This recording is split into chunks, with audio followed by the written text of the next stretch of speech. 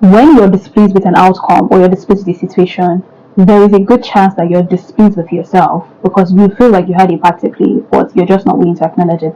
So you're projecting your displeasure on external factors. But if you're honest with yourself, you will know for a fact that there is something you can do about it.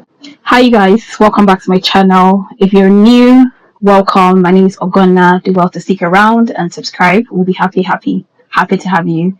You've already seen the title of this video, and it's basically about taking responsibility for things. If things happen or situations occur in our lives, and then we're very quick to transfer the responsibility to maybe someone else or something else or any other thing aside yourself.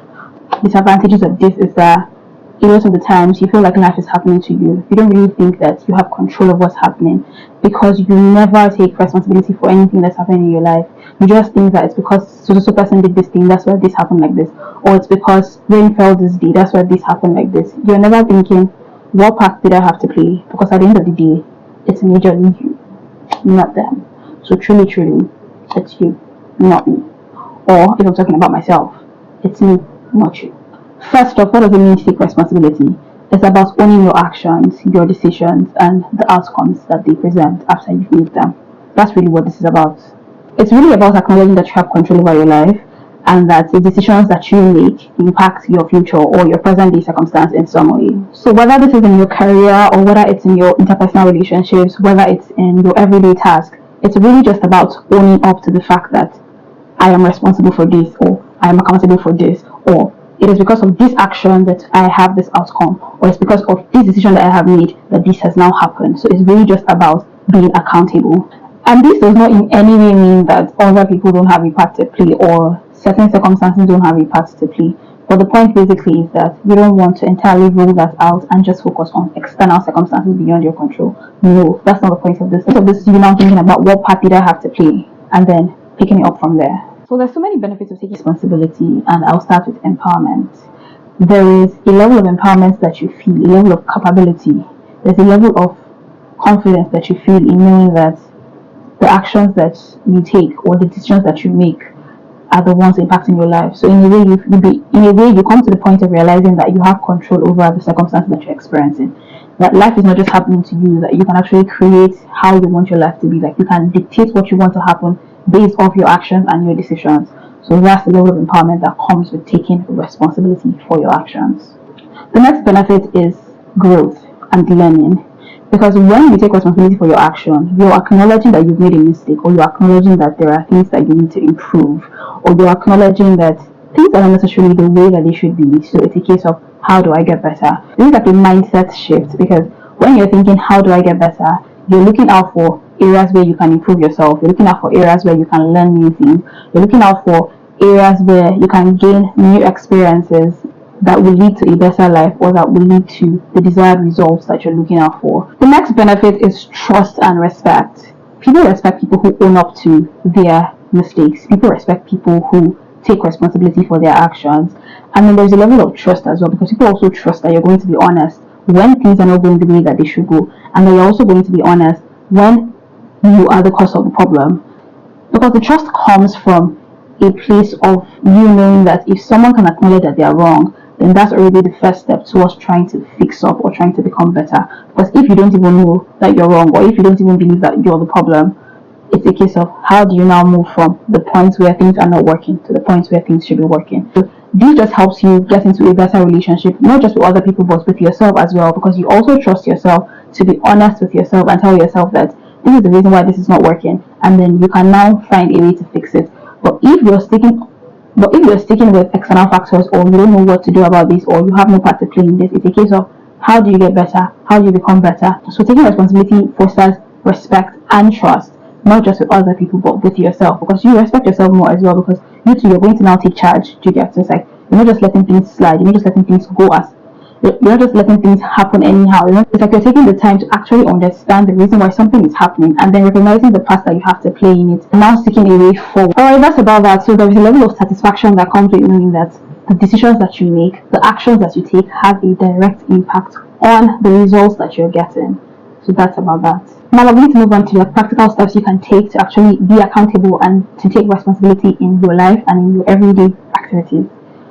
So the first one is acknowledging the role that you had to play. So it's really just identifying what was my part in this, like what did I do that made this happen. The truth is that this may not necessarily be the easiest thing to do because you somehow have to blame yourself, but when you're not doing it, or rather the point is not to do it in a way that now makes you feel so bad that you're not able to do anything, or that you now feel so overwhelmed or anything. No, the point of why you're doing it is for you to know, how can I ensure that this doesn't repeat itself, or what can I do to ensure that I get better results next time.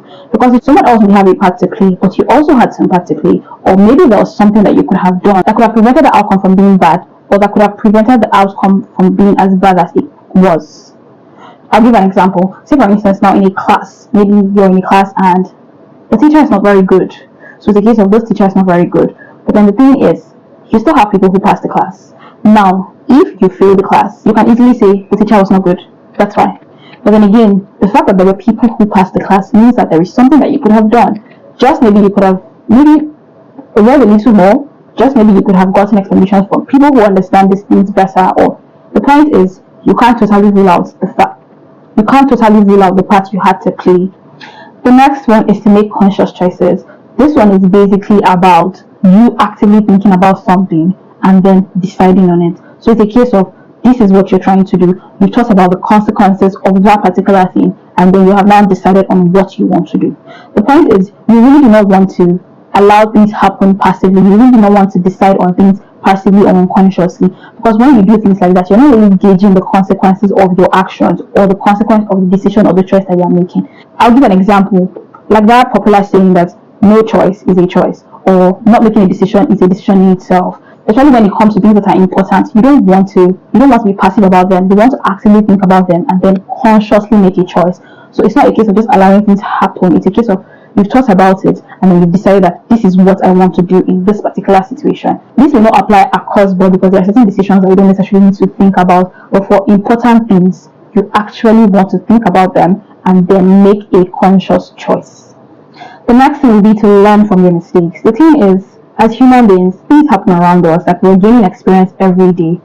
We're gaining experience every minute, every hour, every day, every week. We're gaining new experiences. So we gain experiences from the things that people tell us. So it's a case of, how do you now put that information to use? It's like, I have this experience or I have this knowledge. So it's a case of, how do you now apply it to ensure that you're making better choices, or that you're carrying out better actions that are leading to the desired results that you want. Because when it comes to taking responsibility, there is also the fact that sometimes things might happen because you don't have enough knowledge or you don't have enough information. But it's a case of, now that you have enough information, or now that you've done your research and you've garnered more knowledge, it's a case of, what are you now doing with it? Whatever experience you have, whatever knowledge you have, ensure that you're taking those things into consideration when you're making choices or when you're taking action, so that it's easier for you to make the right choices. And then if for any reason it doesn't work out and then it results in something bad or it results in a mistake, it's a case of, because there was a proper thought process behind it, it's a case of, you can now learn from this thing and ensure that you do better next time. So yes, learn from your mistakes, learn from your experiences, and learn from other people's experiences, because the truth is, there are things that you really don't want to experience for yourself. If someone around you has experienced it, I promise you, that is enough. The next thing will be to write down goals and prioritize the things you want to achieve. Taking responsibility means like consciously taking action with respect to the things you want to do. So now by the time you write down your goals or you specify your priorities, it's easy for you to focus on those things and then keep other things in the background or keep other things on the sideline until you're done with the important things. So there's a level of motivation that comes from knowing that this is what you want to achieve and then you're taking action towards achieving it. So that's really what you want to be doing majority of the time. Then finally, there is feedback. So get feedback. Now, this one is a bit dicey because you really just don't want to be absorbing everything or every feedback that you get. The truth is, there are people who are very mean. There are people who don't know how to talk properly. There are people who don't know how to control what they're saying. There are people who are just outrightly trying to hurt you or trying to make you feel bad or trying to discourage you from something that you're doing. So you really want to be careful with respect to the things that you take back in. So I would advise that if you're getting feedback, ensure that you're getting constructive feedback and ensure that you're getting feedback from people who know what they're saying. So you too, as you've gotten that feedback, you need to now engage it and know what is important here, what can I take, what can I not take, because thankfully we're all rational beings. So the truth is, if you take your time to think about something, if you take your time to analyze something, you're most likely able to access what is good and what is not, or what is useful and what is not. So by the time you're able to do that, you know, what can I take, what can I leave out, what can I make use of, what can I disregard. So the thing is, a lot of the time, people say things based off the level of understanding. Now you, now who knows what you're talking about, or who knows the reason why you did what you did, because those were conscious choices that you made. You will now sit down with that information and now know, how do I proceed from here.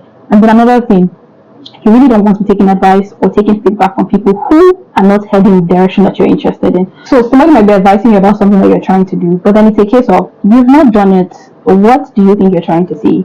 Now, this is not me saying that people don't have information about certain things, but the point is, you want to be careful about who you're taking advice from. You want to be taking advice from someone who is very much aware of what they're saying, someone who is sure of what they're saying, not just someone who has limiting beliefs, or someone who is afraid, or someone who is experiencing midlife crisis, or someone who is just out there trying to discourage you. The point is, if you're heading somewhere, you want to get feedback, assist you in understanding the progress that you're making. I might be trying to become a better content creator.